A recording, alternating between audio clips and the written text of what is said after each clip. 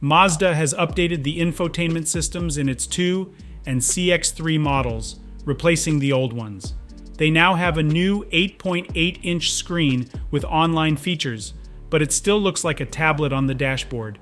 This change is happening for the 2024 models in Japan, and we hope it will happen worldwide. Before this update, the 2 and CX-3 used older infotainment systems, and you can still find those in the 6 sedan and the MX-5. There's a rumor that the sports car MX-5 might get this new screen too, but nothing is confirmed. In Japan, they used to call the 2024 Mazda2 Demio.